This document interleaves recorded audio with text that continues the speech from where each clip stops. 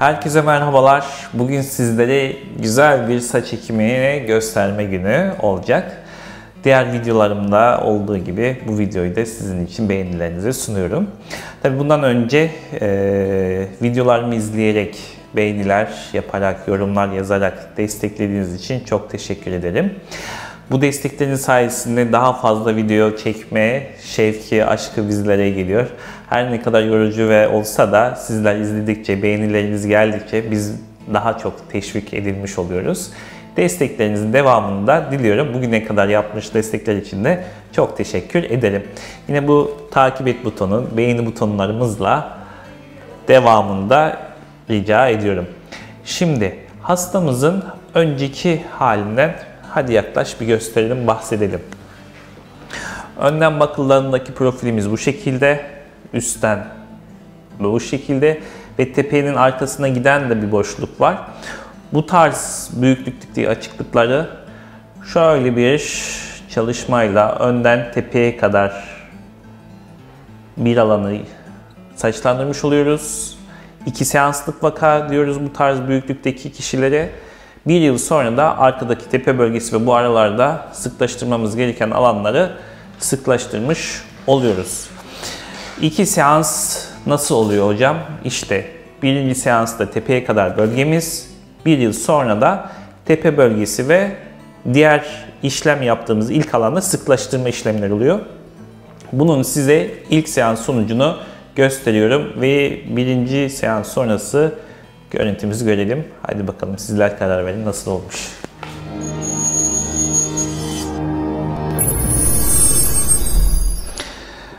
Evet, 1 yıl öncesi görüntümüz bu şekildeydi. Ve şimdi sizlere 1 yıl sonrası görüntümüz. Evet, karşınızdayız. Ertuğrul Bey hoş geldiniz. Hoş bulduk. Nasılsınız? Teşekkür ederim. Siz nasılsınız? Bizler de çok iyiyiz. Hatta sizi böyle gördüğüm için çok mutluyum.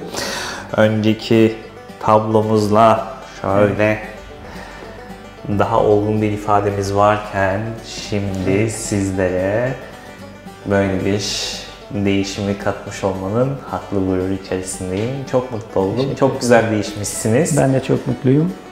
Vallahi keyifli bir saç ekim sonucu olmuş. Evet. Şimdi bunu takipçilerimizle yakın çekimlerle göstereceğim. Bir sabit kalmanızı istiyorum. Evet. Her zamanki yaptığımız gibi. Evet, hastamızın telefonu da çalıyor. Onu yakaladık. Evet. Her şeyimiz çok doğal. Hiç hareketlerimizde de kasma yok. Gördüğünüz gibi. Şimdi şöyle. Ya hocam diyorlar. Yani ön hatlarımız sırt tarlası gibi çok şey oluyor diyorlar. Arkadaşlar, iyi bir tecrübeli saç ekim uzmanı elinden çıkarsanız böyle anlaşılması çok zor, doğal ve estetik bir tabloya gelmiş olursunuz. Evet, şöyle gözlemleyelim. Her açıdan sizler için her yanı göstermiş olalım. Evet. Şimdi Ertuğrul Bey'in açıklığı çok fazlaydı. Öncelikle önden başlayıp tepeye kadar istemiştik. Bu bölümü doldurup 1 yıl sonra tepeyi istemiştik. Şimdi tepeyi ve arkayı gösterelim. Bir dönebilir miyiz arkamızı? Dönün lütfen. Evet. Şimdi gidebildiğimiz yere kadar geldik biz. Evet. Tepede büyük bir bölüme kadar geldik. Hatta tepeye seyrek bir görüntü olması için de az bir şeyler dağıtmıştık. Buradan hafif seyrekliği görebiliyorsunuz. Normalde buraya kadar demiştik ama birazcık daha bir şeyler atıp tam çıplak durmasındansa böyle bir dağılımla en azından 1 yıl sonrasına kadar idare etmesini sağladık. Donör bölgelerimizde de gördüğünüz gibi hiçbir alım yapıldığının ibaresi yok. Çok doğal ve estetik bir şekilde onları da bırakıyoruz gördüğünüz üzere. Evet, buralardan anlaşılıyor. Şimdi ikinci seansımızla biz Ertuğrul Bey'e bu bölümü tamamen sıklaştıracağız ve bu aralardaki bölgelerde de sıklaştırma işlemini yapmış olacağız. Ve böylelikle tamamen sürecimiz hallolmuş olacak. Bana doğru dönebilirsiniz. Evet, ilk hedefimizi başarıyla tamamlamışız. Evet. Mutluluğumuzu, ifademizi görüyorsunuz zaten. Evet. Değişikliği hemen bir 8-10 yaş gençleştirmiş durumda. Aynen. Evet sayın takipçilerim, sizler de bu şekilde doğal ve estetik bir saç ekim sonucuna kavuşmak istiyorsanız yapmanız gereken çok basit. Başınızın önden, üstten, yanlarını ve arkasını görebileceğim fotoğraflarınızı bu aşağıda görmüş olduğunuz numarama WhatsApp'tan gönderin. Sonrasında bizzat benim tarafından nasıl bir işlem yapılacağı, hangi bölgelere ekim olacağı, kaç bin grafik ekeceğimiz bütün detayları ve fiyatlandırma ne olacağı bilgisini alabileceksiniz. Daha butik ve özel çalışmalar yaptığım için ve bizzat size birebir döndüğümden dolayı biraz zaman alabiliyor. Burada bir bekleme ricamızda bulunacağım. Çünkü hepinize dönmek artık zaman alıyor. Ama mutlaka ben dönmüş oluyorum, unutmuyorum. Sadece birazcık sizden beklemenizi rica ediyorum. Evet, şimdi Ertuğrul Bey ile daha detaylı uzun konuşmamız olacak. Birlikte süreci nasıl geçirdik, neler yaptık, saç ekimi sonrası yaşadıklarımız, diyaloglarımız hakkında konuşmamıza geçelim. Haydi bakalım.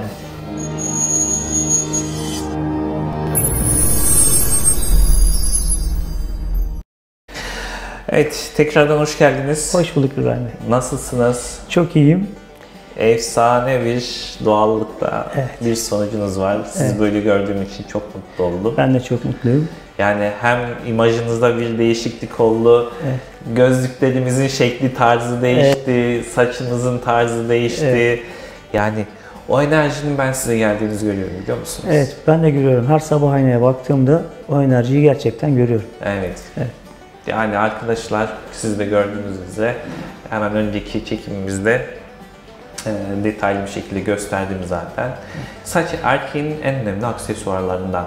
Daha genç, dinamik, böyle gösteren bir tablo yaratıyor. Bizzat ben de saç ektirmiş birisi olarak bu hisleri çok iyi anlıyorum, hissediyorum. Bazen özgüvenimiz çok iyiyiz, çok yüksekleriz ama o iş öyle olmuyor maalesef. Saçlarımız bu konuda çok önemli bir rol oluyor, değil mi? Evet. Eski durumumuz bu şekilde. Hatta arkadaşlar şöyle söyleyeyim, yani şu hissi o kadar çok özlemişim ki bu saçsız dönemimde. Sizde de var mıydı bu? Vardı. Şu keyif değil mi? Kısa saç bırakırdım. Artık bu keyfi yaşayabilmek için saçlarımı uzatıyorum. Uzatıyoruz. Evet. Böyle o bile de keyifli bir an yaşamanızı sağlayan faktör oluyor saç konusunda. Evet. Ertuğrul Bey, sizin saç ekim sürecinizde şöyle bir insanlara bir yol haritası olması noktasında bahsedelim. Nasıl buldunuz? Yani saç ekimi düşünceniz var mıydı? Evet. Nasıl oldu da karar verdiniz? Evet. Bunları sizden dinleyelim. Şimdi yaklaşık İbrahim Bey ile tanışmadan bir yıl öncesine kadar böyle bir niyetim vardı. Araştırmaları da yaptım. Farklı bir iki yerle görüştüm. Sanki bir arkadaşım İbrahim Bey'i bana tavsiye edene kadar. İbrahim Bey'in videolarını izledim. Bunlar bana çok iyi yol gösterdi. Daha sonra İbrahim Bey ile randevulaştım ve kendisiyle birebir görüşmemde çok etkili oldu. Bu sürecin planlanması, süreçten sonraki, operasyondan sonraki sürecin nasıl geçecek konusundaki İbrahim Bey'in verdiği bilgiler doğrultusunda ben burada saç ekimi yapmaya karar verdim. Ve sonucu da ortada. Gerçekten çok mutluyum. İyi ki böyle bir karar vermişim. İyi ki İbrahim Bey ile tanışmışım. Evet. Bizler de iyi ki sizinle tanışmışız ya Ertuğrul Bey. Ne güzel bir insansınız. Evet. Her geldiğinizde güzel muhabbetlerimizi yapıyoruz, ediyoruz. Yani pozitif olmak da çok önemli bir şey arkadaşlar. Şimdi evet, biz de iyi ki varız diyorsunuz ama sizler de iyi ki varsınız. Çünkü sizin gibi güzel insanlarla da tanışmış oluyoruz. Sağ olun. Yani çevremizdeki kişilere, etrafımıza pozitif bakmak da çok önemli. Siz her geldiğimde uyumlu, ılımlı, motivasyonu yüksek bir durumda her söylediğimize böyle güzel riayet eden bir tablodaydınız. Bu biraz da hem sizden kaynaklı İbrahim Bey hem de ekibinizden kaynaklı. Buradaki ekipteki arkadaşlar da hem bu operasyon esnasında hem de operasyondan sonraki süreçte yaklaşımları çok sıcak, hepsi çok mütevazi, çok ilgili. Aynı şekilde sizler de öylesiniz. Bu da çok etkili oldu. Evet. Saçlarımın böyle olmasında diye düşünüyorum. Çünkü sizlere biz burada bir ticari nokta olarak ilk hedefimizin ticari olmadığını her zaman belirtiyorum. Onu da bahsediyorum. Çünkü biz sanatımızı, işimizi icra etmek üzere, onunla anılmak için uğraşıyoruz. Evet. Bu da tabii ki her şeye yansıyor. Diyaloglarımıza, seni bir araç olarak görmediğimiz için direkt olarak bizim bir amacımızsınız. Sanatımızı icra ettiğimiz, taşıyan bir kişisiniz. Evet. Öyle bakıyorum. O yüzden bizim için çok değerli oluyorsunuz arkadaşlar. Yani benim nazarımda öyle bir durumda oluyorsunuz. Aynı enerji ekibime de yansıyor. Çünkü onlar da aynı mantaliteyi, aynı mantığı idrak edip uygulamalarını istiyorum. Onlar da sanatın bir parçası olup sizlere aynı şekilde davranıyorlar. Hani balık baştan kokar diye bu şey dememişler. Biz neysek o ekibimle onu görerek sizlere devam ediyorlar. Aynen. O yüzden buraya geldiğinizde hep bir samimi, bir aile ortamı gibi. Her zaman öyle. Ben cumartesi günlerini buraya İbrahim Bey'e ayırır hale geldim. En az 1-1,5 saatim burada geçiyor. Tabii sadece operasyonla, süreçle ilgili sohbetimiz de olmuyor. Burada gayet güzel vakit geçiriyoruz. Başka muhabbetlerimiz. Çünkü böyle bir dostluğa artık muhabbet şekli değişen bir böyle yakınlık ilişkilerine dönüyor. Sadece bir saç ekimi için değil de başka konulardan da havadan, civadan dediğimiz ya da ilgilendiğimiz başka konular üzerine de muhabbetlerimiz oluyor. O samimiyet güzel bir hissiyat. Güzel. Yani saç ekimi sonrasında endişelenmeniz, böyle süreç boyunca kaygınız, bunlarla alakalı söylemek istediğiniz, insanlara tavsiye edeceğiniz bir şeyler var mıydı? Evet. Şöyle, önerileriniz neler olacaktı? Şöyle, operasyondan sonraki süreçte sizinle görüşmelerimizden aldığım bilgiler bana çok faydalı oldu. Aklına hiç soru işareti kalmadığı için ben bu süreci çok rahat geçirdim. Öyle diyebilirim. Hiç sıkıntılı bir dönem geçirmedim. Saçlarımın güzel olacağından da gayet emindim. Çünkü İbrahim Bey'in bana verdiği bu güven ve bu bilgiler benim bu süreci bu şekilde geçirmemi sağladı diyebilirim. Evet, kaygılı bir duruma gerek kalmadı, olmadı. Yani saç ekiminde arkadaşlar %90-95 başarı kaçınılmazdır diyebiliriz. Eğer deri sağlıklı, bir egzema, seborreik dermatit, sedef gibi çeşitli problemler yoksa, kişi yaşam standartlarında bir sıkıntılı bir durumda değilse genelde başarı kaçınılmaz oluyor. Tabi cerrahide her zaman %5, %10 oranında olumsuzluklar yaşama ihtimali vardır. Bunu lütfen unutmayın.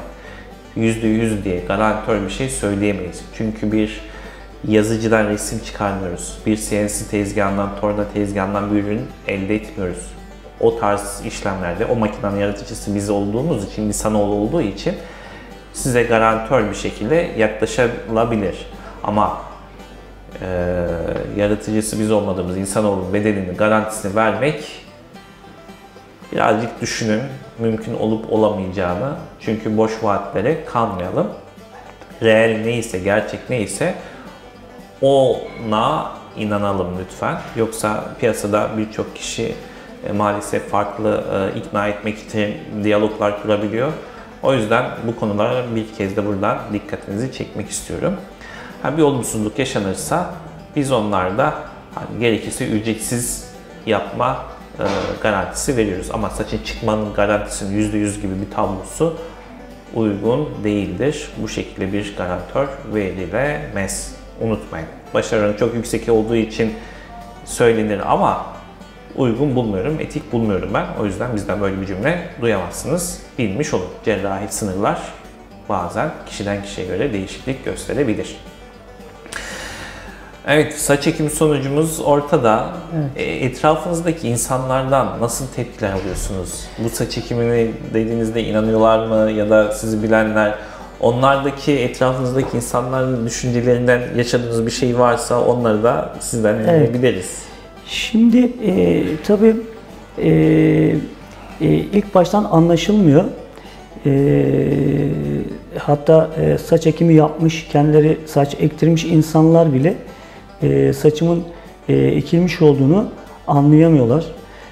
Gayet yakından dikkatlice inceledikten sonra anlayabiliyorlar. Yani tepkiler gerçekten bunu öğrendikten sonra çok iyi geliyor. Yani benim de psikolojimi de iyi etkiliyor diyebilirim. Ama anlaşılmıyor. Anlaşılmaması da, gayet doğal olması da çok iyi. Mutlu edici bir gerçek. Mutlu edici bir gerçek. Aynen. İşinizi ne kadar iyi yaptığınızın da kanıtı. Bu konuda iyi ki varsınız. İyi ki buraya gelmişiz ve sizlere böyle bir şey yaptırmışız.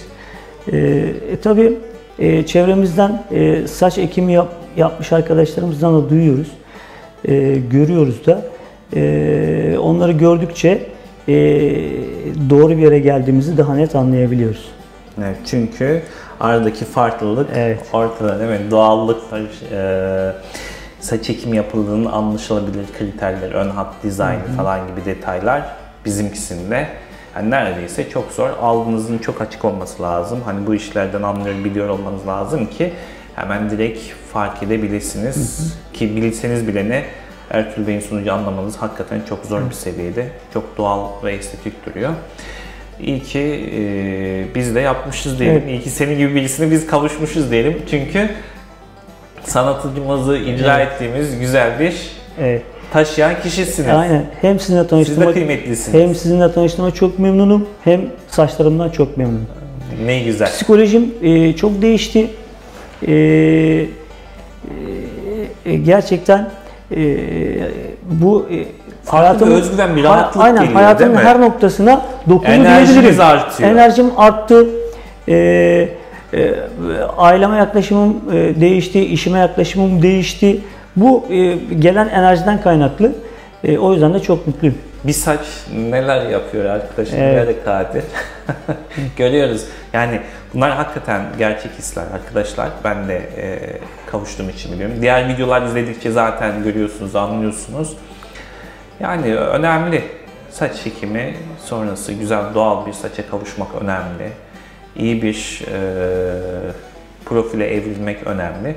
Bunları da doğru adreslerden alabileceğinizi unutmayın. Tecrübesine güvenebileceğiniz. Nasıl güveneceksiniz? İşte bizim gibi böyle ışıklı bir ortamda bütün detaylar yakınlaşarak gösterebiliyorsa, her yeri gösterip böyle anlatabiliyorsa, şeffaf bir şekilde ise o yerleri güvenmenizde sakınca yoktur. Sadece fotoğraflarda birazcık şaibeler çıkabiliyor arkadaşlar. Onlara dikkat edin ama videolarda anlatıyorsa böyle benim gibi daha rahat olabilirsiniz. Videolarınızı izledim.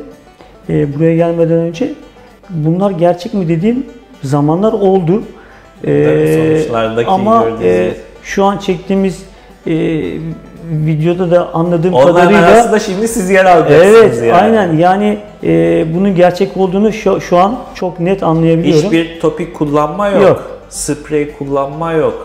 Gayet doğal şey kendi saçı, hiçbir kendi saçım doğal.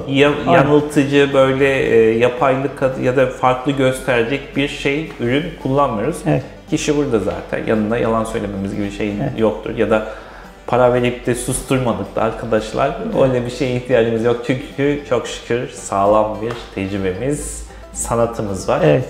İhtiyacımız yok. O videoyu izlerken hakikaten bu kadar olabiliyor mu derken şimdi sıra sizde. Daha iyi anlayabiliyoruz. Evet. Siz artık insanlara, saç ekimi düşünenlere bir yol pusulası, kıymetli bir şey yaptınız şu anda aslında insanlık adına. Onlara bu konuda doğru bir adres olup olmayacağımızın ifadesini bırakıyorsunuz. Evet. Çünkü birçok insan doğal bir saç ekim sonucunu yaptırabileceği, bulabileceği yer arıyor. Maalesef ki piyasada çok fazla yer var. Tecrübeleri tabii bir şekilde öğrenilecek ama Hani daha hassas ve böyle özel çalışmalar, doğallıkta kaygı olmadan bir sonuca kavuşmak isteyen, arayışında bulunan yerler var, kişiler var. Biz de onlardan bir tanesiyiz. Sizinle birlikte bunu da anlatmış olduk. Ben şansınızı deneyin, ne kadar şanslı olduğunuzu görün diyebilirim buradan. Evet. İzleyicilere. Tereddüt etmeden gelebileceğiniz hastane ortamındayız. Doktorlarımız var, kontrollerimiz onlar gerektiğinde tarafından yapılmaktadır. Yüksek tecrübemiz var. Bugün neredeyse yani 25 binlerden fazla bir tecrübeden bahsediyoruz diyoruz. Ekibimiz kendi staff kadromdur. Dışarıdan böyle günübirlik çalışmayız arkadaşlar. Yani bu işi profesyonel bir hizmet almak istiyorsanız, iyi bir sanat almak istiyorsanız yapmanız gereken de çok basit. Başınızın önden, üstten, yanlarını ve arkasını görebileceğim fotoğraflarınızı bu aşağıda görmüş olduğunuz WhatsApp numaramıza gönderin. Sonra bizzat benim tarafından nerelere işlem yapacağımız, kaç bin lira çekeceğimiz, fiyatımız ne olacağı, neler dahil olacağı paketinize hepsini belirtiyorum. Ve sonrasında güzel güzel saçlarınıza kavuşmanızı sağlıyorum. Evet. Ben bu desteğiniz için çok teşekkür ederim Ertuğrul Bey. Ben de çok teşekkür ederim. Bu da arayış içerisinde olan birçok insan için güzel bir bilgilendirici video olacak. Evet arkadaşlar, umarım beğendiğiniz, severek izleyeceğiniz bir video olmuştur. Herkese hayal ettiği saçlarının kavuşmasını diliyorum. Sağlıkla kalın, hoşça kalın.